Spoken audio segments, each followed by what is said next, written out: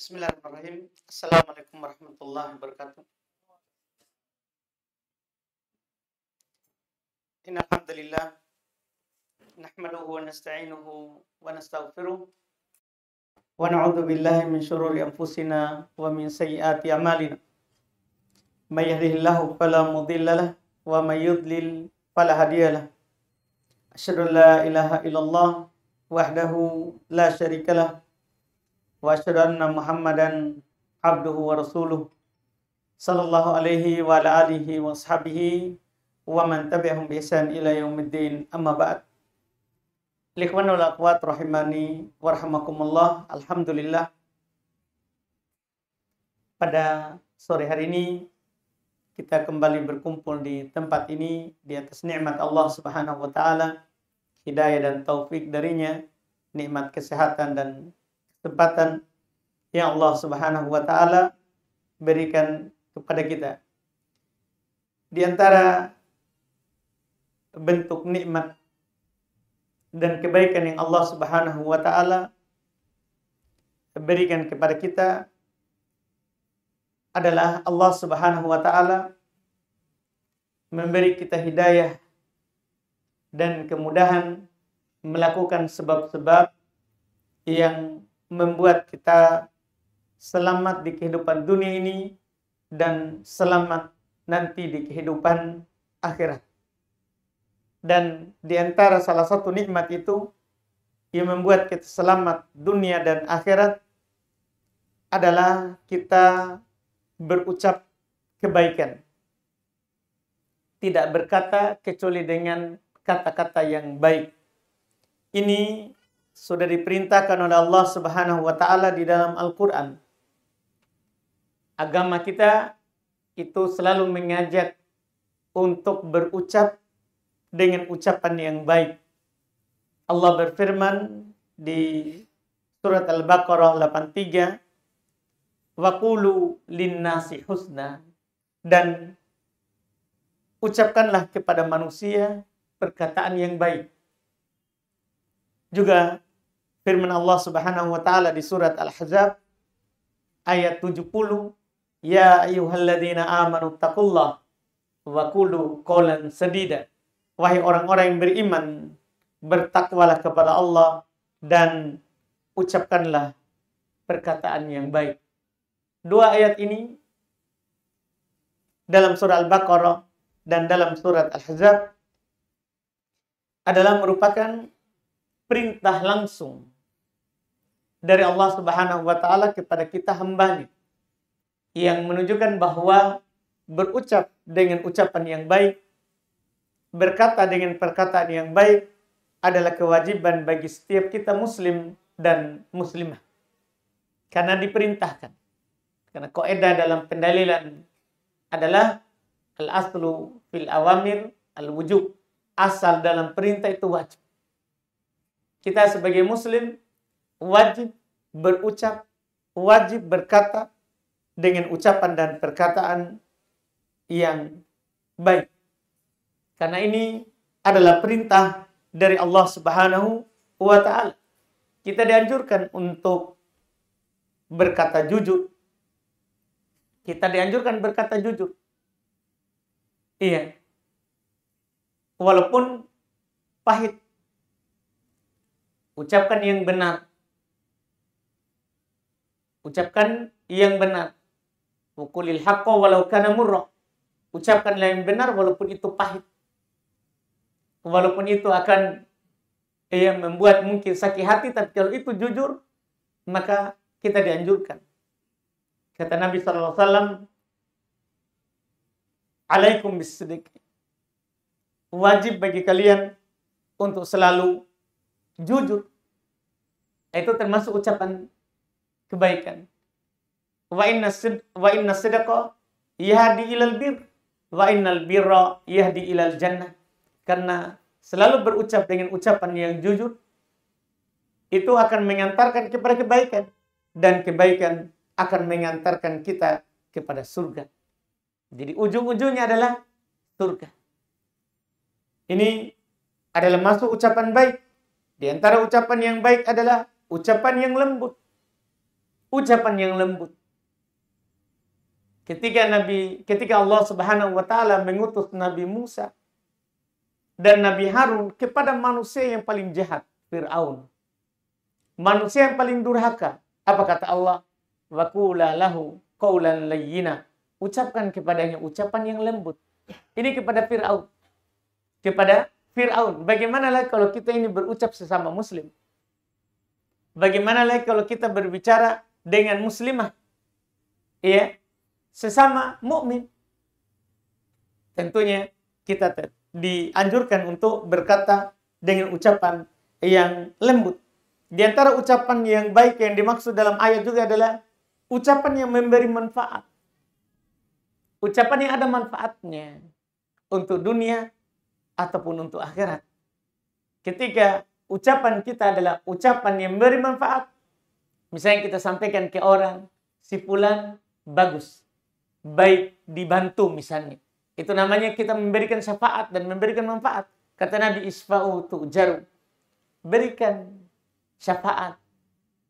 Berikan rekomendasi kepada seorang. Kalau ada yang butuh di orang ini tidak dikenal oleh orang lain. Kemudian kita sampaikan kepadanya, saya kenal si fulan. Akhirnya dia diberikan bantuan karena ucapan kita tadi itu. Maka kalian akan mendapatkan pahala. Ini termasuk ucapan yang baik. Dan termasuk ucapan yang baik adalah ucapan yang mendamaikan antara yang berselisih. Antara yang berselisih. Iya, kata Allah di Quran, as-sulhu khair. Mendamaikan itu adalah baik. Mendamaikan itu adalah baik. Iya. Dan ini bagi orang yang berucap dengan ucapan kebaikan, karena mendamaikan orang yang berselisih dan bertikai, itu kebaikan.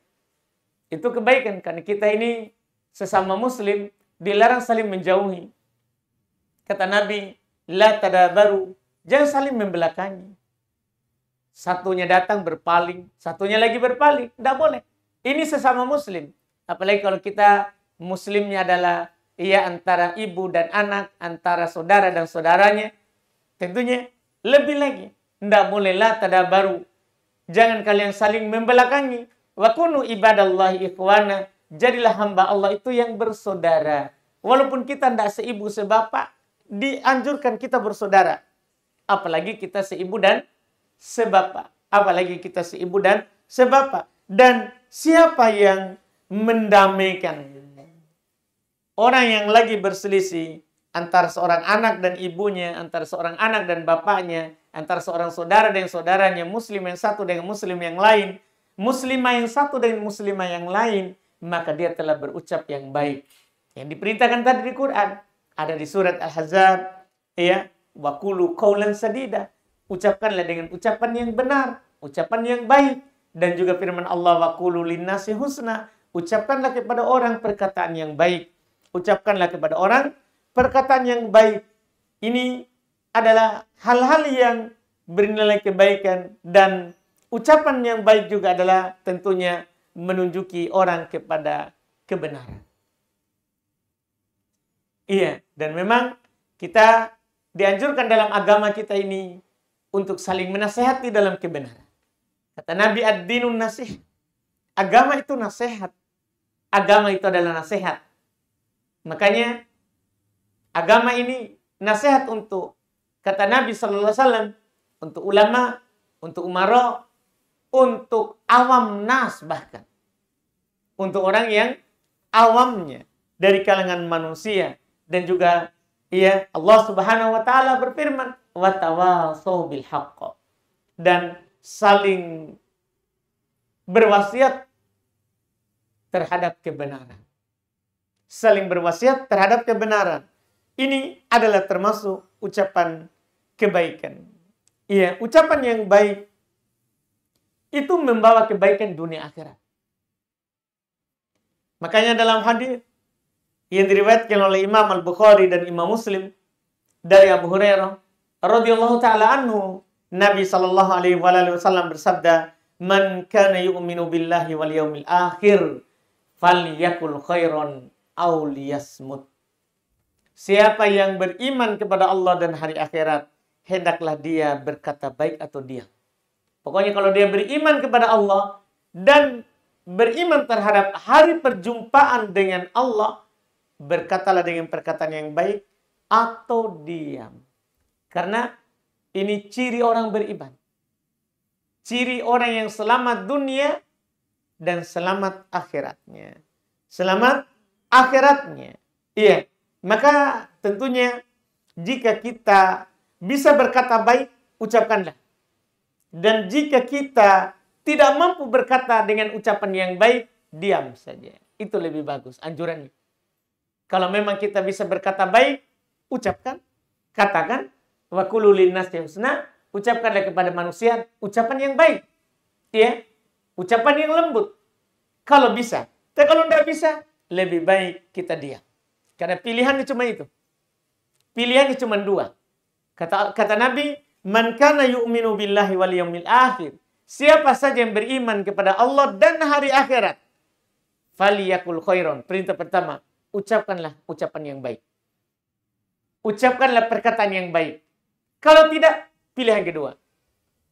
Atau liyasmut. Hendaklah dia diam. Dua saja pilihannya. Tidak ada pilihan ketiga yang di tengahnya. Bukan kebaikan, tidak bisa diam. Berucap dengan kejahatan. Tidak ada pilihan ketiga itu. Kalau mau selamat, dua saja. Mau selamat, dua saja. Ucapkan kalau itu kebaikan. Diam kalau tidak bisa berucap kebaikan. Tidak ada pilihan ketiga. Iya. Apalagi di masa-masa yang fitnah. Iya, lagi berkecamuk, lagi bergejolak, maka kita diam. Kita diam lebih baik daripada kita berbicara. Iya, karena berapa banyak di sana orang terjerumus ke dalam dosa besar, itu hanya karena lisannya.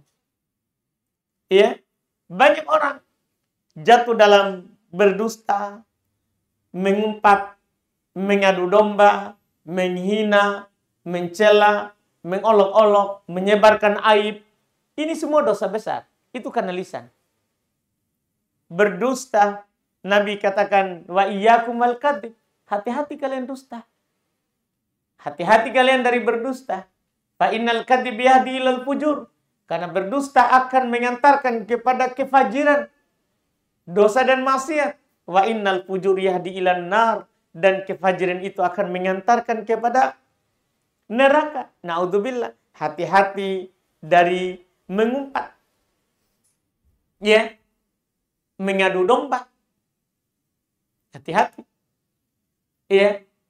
Kata Nabi SAW, la yadkhulul jannah namam. Tidak akan masuk surga itu orang yang namimah. Orang yang namimah. Orang yang gibah. Bahkan kata Nabi, syarrun nas indallahi dzul wajhain. Orang yang paling buruk di sisi Allah itu adalah orang yang memiliki dua wajah. Pergi ke sana seakan-akan temannya. Dia gosipi temannya. Ke tempat lain lagi wajahnya. Ini kita diharamkan. Ini dosa besar. Kita dilarang untuk saling menghina. Wala tanabazu bil alqab. Jangan kalian saling memberikan gelar-gelar yang tidak bagus. Iya, tidak boleh. Iya. Bahkan kita dilarang untuk mencela nasab. Sebagaimana juga kita dilarang untuk berbangga-bangga dengan nasab. Tidak boleh. Tidak boleh juga kita mengolok-olok. Tidak boleh kita mengolok-olok. Iya. Saling mengolok-olok. Dan itu adalah perkara jahiliyah. Perkara jahiliyah. Kata Nabi SAW, da'uha, tinggalkan hal-hal yang seperti itu. Fa innaha muntinah. Itu adalah sesuatu yang busuk. Itu sesuatu yang buruk. Itu kata Nabi SAW. Maka ini ucapan yang tidak baik. Menyebarkan aibnya orang.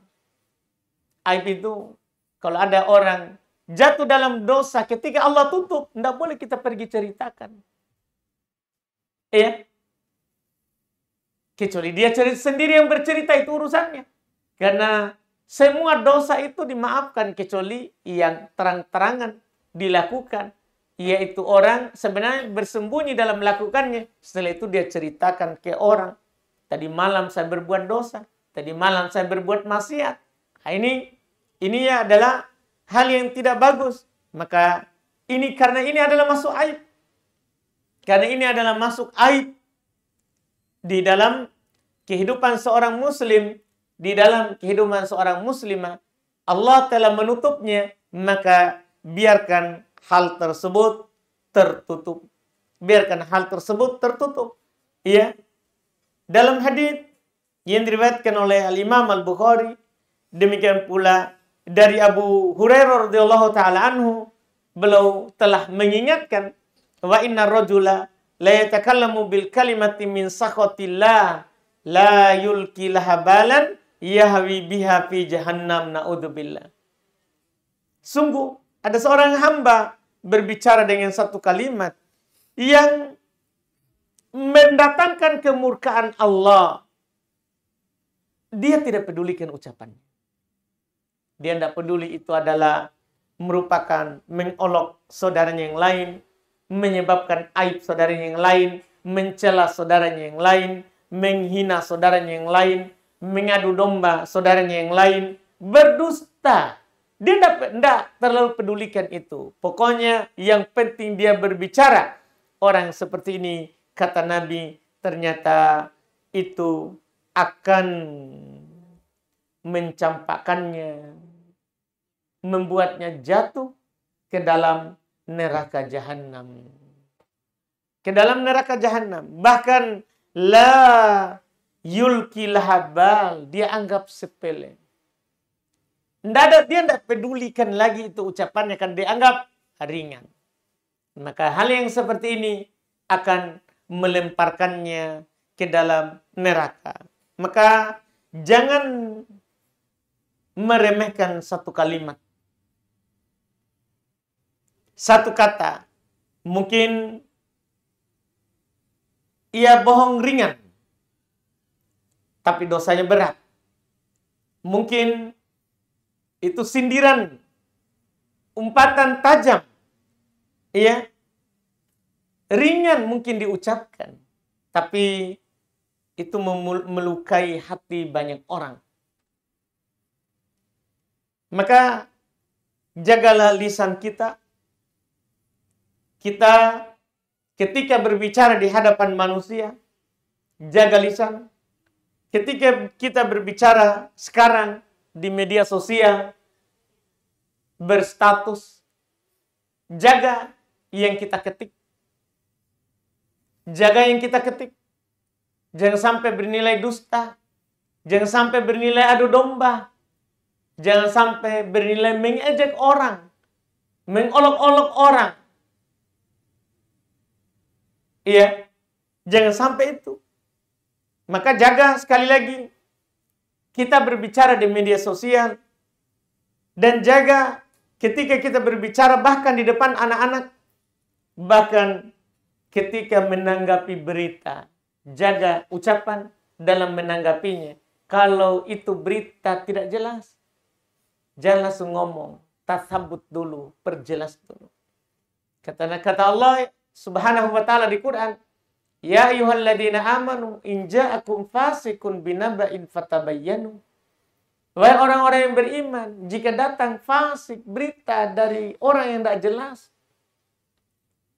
maka tabayun dulu, perjelas dulu, cari tahu dulu benar atau tidak. Jangan langsung di copy, paste, langsung disebarkan. Langsung status. Ya, ini harus kita perhatikan baik-baik. Jangan sampai kita dilempar dalam neraka gara-gara yang kita statuskan. Iya, mulailah kita menyaring setiap kata yang keluar dari lisan kita, harus kita pahami. Itu akan dicatat oleh malaikat. Setiap ucapan yang kita tulis, yang kita statuskan, itu tercatat oleh malaikat. Ya. Walaupun mungkin akan hilang status kita 24 jam, tapi ingat, itu tidak akan hilang di catatan malaikat.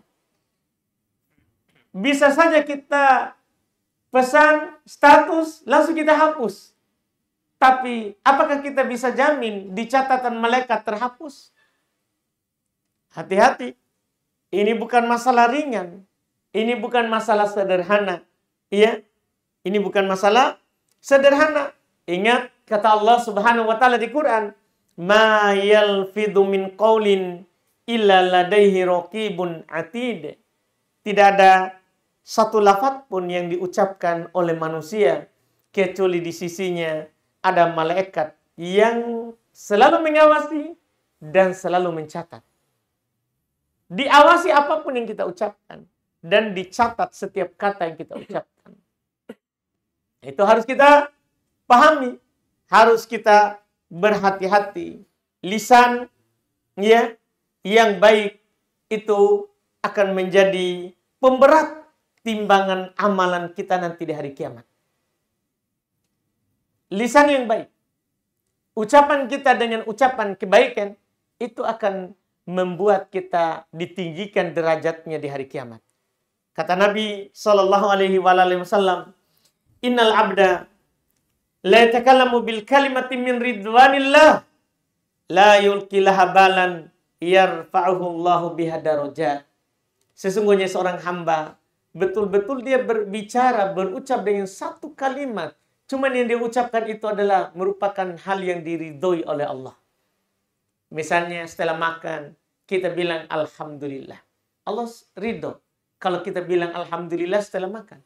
Allah ridho kalau kita bilang Alhamdulillah setelah minum. Jangan tunggu bersendawa baru bilang Alhamdulillah. Kan sebagian kita bersendawa baru Alhamdulillah. Jadi kalau tak bersendawa, kan tak semua orang bisa bersendawa. Iya. Nanti kita tunggu asam lambung kita baru bilang Alhamdulillah. Kan begitu. Enggak. Dalam hadis Allah ridho. Seorang yang makan sebuah makanan, minum sebuah minuman, baru dia bilang Alhamdulillah. Itu kalimat pendek. Kalau kita ucapkan kalimat yang pendek itu, kata Nabi Sallallahu Alaihi Wasallam, bahkan la yulqi lahabal, kita tidak terlalu pedulikan. Kita tidak menganggap itu kalimat sebagai sesuatu yang besar. Kata Nabi, yarfa'uhullahu biha darajat. Allah Subhanahu wa taala akan mengangkat sebab satu kata itu derajat. Sebab satu kata itu derajat. Lihat kata Nabi dalam hadis Bukhari, kalimatani khafifatani 'ala lisani, thaqilatani fil mizani. Ada dua kata yang ringan di lisan tapi berat di timbangan. Ringan sekali di lisan tapi di timbangan berat. Subhanallahil azim. Subhanallah wa bihamdi. Mudah kita ucapkan Subhanallahil azim. Subhanallah wa bihamdi. Ringan sekali itu. Biar kita sedang apapun bisa kita ucapkan. Tapi itu berat di timbangan. Berat di timbangan. Ini menunjukkan bahwa ucapan yang baik itu akan mendatangkan kebaikan untuk kita, akan menjadi timbangan amalan. Lihat saja kata Nabi, berat di timbangan. Itu terhitung di dalam timbangan. Maka kalimat yang baik yang kita ucapkan, ajakan kepada kebaikan. Iya. Wa amrun bil ma'ruf, kata Nabi, sedekah.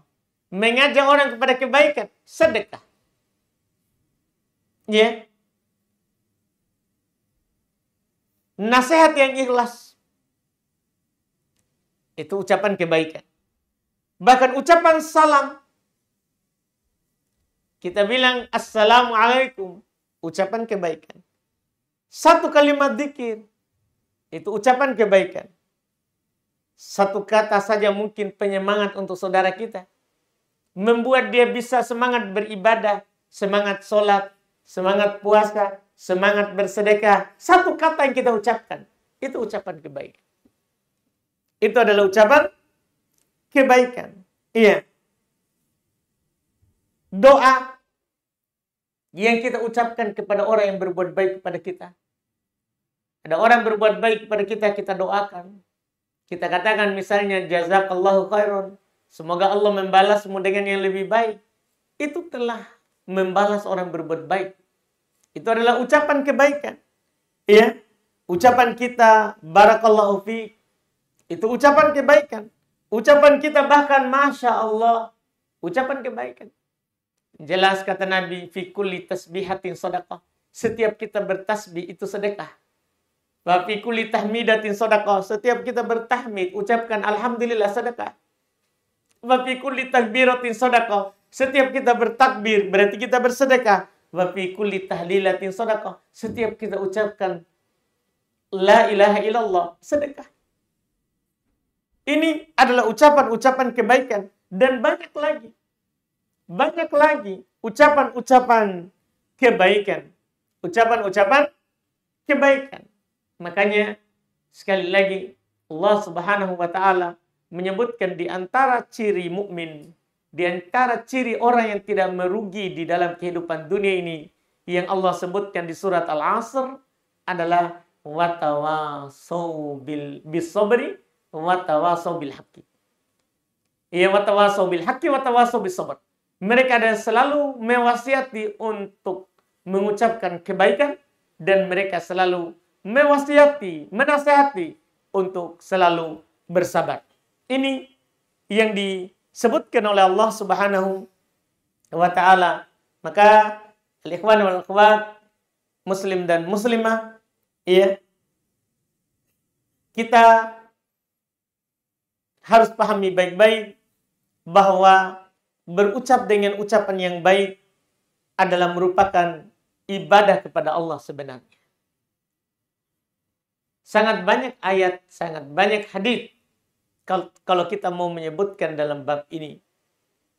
Jelas ketika kita membaca ayat dan hadis dari Allah Subhanahu wa taala dan dari Nabi kita Muhammad sallallahu alaihi wasallam, maka kita akan mendapati bahwa berucap baik itu adalah bagian dari ibadah. Bukan sekedar basa-basi, senda gurau, bukan. Itu adalah bagian dari ibadah. Iya. Maka biasakan diam dari berucap yang ada nilai dosanya. Iya. Kita harus biasakan diam dari ucapan dosa. Bicara dengan akhlak mulia. Tahan lisan dari celaan, ejekan, mengolok-olok. Gunakan lidah kita ini yang tidak bertulang ini, yang sangat tipis dan mudah sekali bergerak untuk dzikir kepada Allah, nasihat dan kebaikan. Kata Nabi sallallahu alaihi wasallam, tuba, keberuntungan. Keberuntungan liman malaka lisanah wa wasi'ahu baituh wa baka ala qati'atih. Keselamatan, kebahagiaan bagi orang yang mampu memiliki lisannya, mampu menguasai lisan. Kata Nabi, tuba, kebahagiaan. Ada juga menafsirkan tuba artinya pohon di surga. Sebuah pohon di surga. Sebuah naungan Allah Subhanahu wa taala dalam surga bagi orang yang mampu menguasai lisannya. Menguasai lisannya. Wa wasi'ahu baitu, rumahnya lebih lapang untuknya. Dan wa baka ala khati'atih, dan yang selalu menangisi dosa-dosanya. Poin kita adalah yang pertama. Ternyata orang yang mampu menguasai lisannya adalah orang yang beruntung. Adalah orang yang beruntung. Makanya itulah kenapa tadi di awal Allah Subhanahu wa taala berfirman wa qulu linnasi husna. Ucapkanlah kepada orang perkataan yang baik. Juga Allah memanggil orang yang beriman. Ya ayyuhalladzina amanu ittaqullah. Wahai orang-orang yang beriman, bertakwalah kepada Allah. Wa qulu qawlan sadida, dan berucaplah dengan perkataan yang benar. Ya. Berucaplah dengan ucapan dan perkataan yang benar. Makanya sekali lagi, wajar Nabi SAW hanya menganjurkan dua saja. Berucap yang baik atau diam. Karena keberuntungan bagi siapa yang mampu menahan lisannya. Keberuntungan bagi orang yang mampu menahan lisannya. Orang yang menahan lisannya, yang mampu menguasai lisannya, yang dirinya adalah menjadi raja untuk lidahnya, bukan lidahnya menjadi penguasa untuk dirinya, maka orang yang seperti ini, Nabi SAW katakan, tuba, keberuntungan. Keberuntungan. Liman malaka lisanah. Yang mampu menguasai lisannya. Wa wasi'ahu baitu. Rumahnya lebih lapang untuknya. Itu lebih suka di rumah daripada keluar. Rumahnya lebih lapang untuknya. Iya. Rumahnya lebih lapang untuknya. Wa baka ala khoti'ati. Dan selalu menangisi dosa-dosanya. Dia tidak melihat aibnya orang. Dia memeriksa aib dirinya sendiri. Dia menangisi dosa-dosanya. Melihat aibnya. Melihat aibnya, tidak melihat aibnya orang. Tidak melihat aibnya orang. Aibnya orang kalau Allah tutup ya, dia tutup. Dia tidak ceritakan. Ya, karena kita sebagai mukmin, sebagaimana kita tidak suka orang lain menceritakan kita, maka otomatis saudara kita juga tidak suka untuk diceritakan. Kata Nabi SAW, la yu'minu ahadukum hatta yuhibba li akhihi ma yuhibbu li nafsi. Tidaklah beriman salah seorang dari kalian sampai kalian mencintai untuk saudaranya apa yang dia suka untuk dirinya. Apa yang dia suka untuk dirinya. Maka marilah kita berucap dengan ucapan yang baik. Karena berucap kebaikan itu betul-betul jalan menuju surga, jalan menuju keselamatan dunia dan akhirat. Kita alhamdulillah cukupkan dulu. Kalau ada pertanyaan boleh diajukan.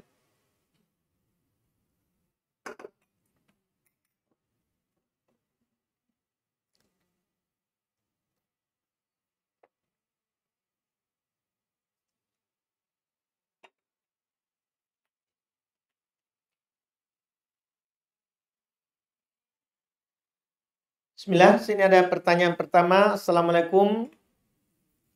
Waalaikumsalam. Saya mau bertanya satu. Bagaimana menghadapi teman yang kadang kalau bicara penuh dengan emosi. Sampai keluar kata-kata binatang. Iya.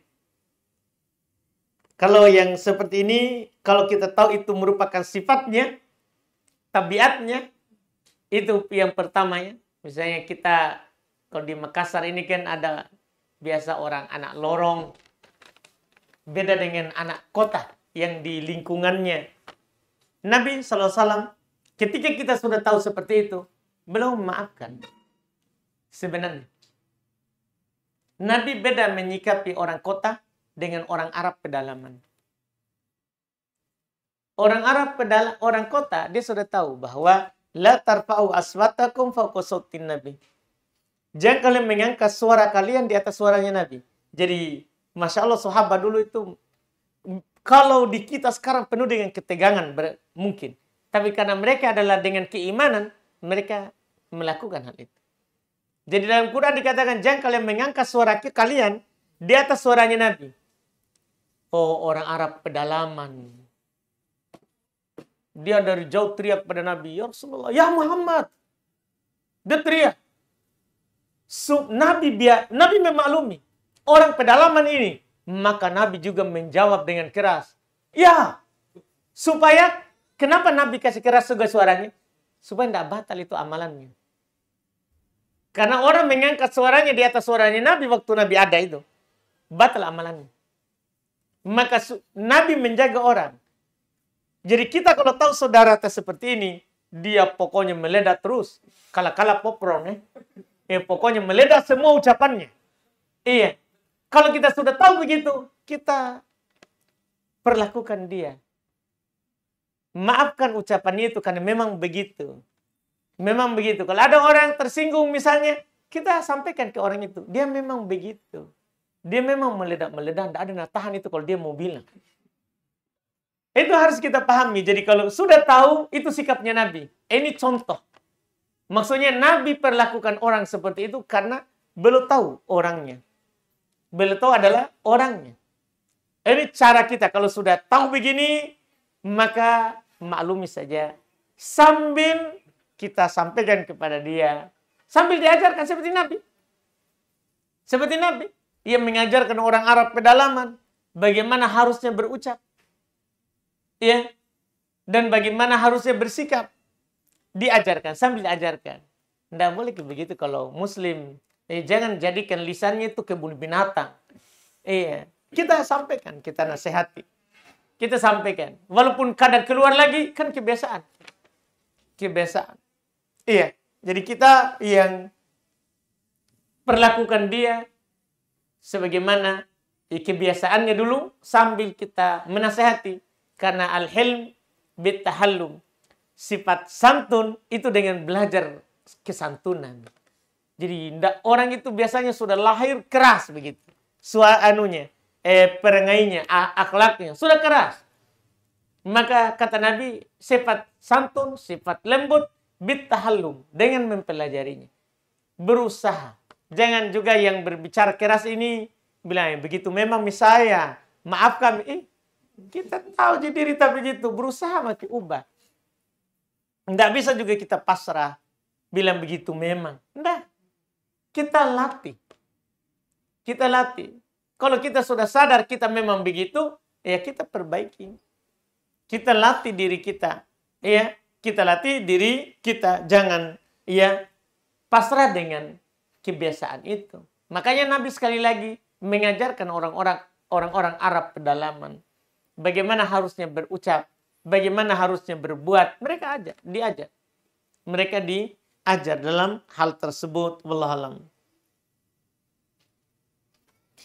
Bagaimana hukumnya kalau di rumah emosi kadang memarahi anak-anak? Bagaimana hukumnya kalau di rumah emosi kadang memarahi anak-anak? Iya. Itu hal biasa sebenarnya itu. Hal biasa sebenarnya. Cuman ya Nabi SAW belum ketika dimintai nasihat dan wasiat, Nabi katakan la tagdob. Jangan kamu marah. Jangan kamu marah. Jangan sampai emosi. Jangan sampai marah. Kalau emosi karena hak Allah dilanggar, memang tidak apa-apa. Boleh kita marah karena hak Allah dilanggar. Tapi kalau kita menjaganya, maka untuk kita surga. Kalau kita mampu menjaga dan menahan emosi kita, maka kita mendapatkan kebaikan dari Allah Subhanahu wa Ta'ala. Bagaimana saat ulang tahun, kadang ada ucapan selamat dari teman atau keluarga. Apa kita boleh membalas ucapannya atau diam saja? Tergantung. Kalau itu doa, bilang saja amin. Bilang saja amin. Kalau dia tanya ada kepotong kue, enggak. Kan orang mendoakan kita, bilang saja amin. Ya kan? Bilang saja amin. Dan itu menjadi teguran. Ketika kita ulang tahun ya. Kemudian ada orang mengingatkannya padahal kita lupa. Anggap saja itu adalah teguran. Peringatan. Karena sebenarnya kita bersedih kalau ada orang ucapkan itu. Karena kita lagi tidak bertambah umur. Berkurang lagi jatah hidup setahun. Itu yang diingatkan di Quran. Ya kita harus perhatikan. Ya firman Allah Subhanahu wa Ta'ala. Awalam nu'ammirkum ma yatadzakkar fihi man tadzakkar wa ja'akumun nadhir. Allah katakan begitu. Bukankah kami telah memberikan umur kepada kalian dan orang yang mengingat akan ingat padanya. Jadi kalau ada orang mengingatkan, oi, umur anu ki, ulang tahun tak hari ini, itu peringatan. Berkurang lagi umur tas tahun. Jangan bahagia, oh iya di, kita harus rayakan. Soalnya orang muslim akan bersedih kalau umurnya berkurang. Bertambah di angka, tapi berkurang di jatah hidup. Berkurang di jatah hidup. Makanya Allah Subhanahu wa taala lanjutkan, wa ja'akumun nadhir, dan telah datang kepada kalian pemberi peringatan. Di antara pemberi peringatan itulah orang-orang tadi. Orang yang bilang ulang tahun ke, itu peringatan. Dan di antara para ulama, seperti Ibnu Abbas dan mayoritas ahli tafsir menafsirkan wa ja'akumun nadhir, datang kepada kalian pemberi peringatan, maksudnya apa? Uban. Kalau ada mie ubarta, itu peringatan. Wa ja'akumun nadhir, itulah yang memberi kalian peringatan. Itu munculnya uban, peringatan. Bahwa jatah hidup tak sudah berkurang. Itu peringatan. Itu tafsir dari Ibnu Abbas. Jadi, anggap saja itu adalah peringatan. Orang yang ucapkan selama ulang tahun, itu peringatan sebenarnya. Kita lupa kalau umur kita berkurang. Orang ingatkan. Iya. Ini yang harus kita perhatikan. Jangan sampai kita pergi merayakan, beli kue mahal karena ulang tahun, padahal umur tak kurang. Umur tak berkurang, bukan bertambah. Wallahu alam.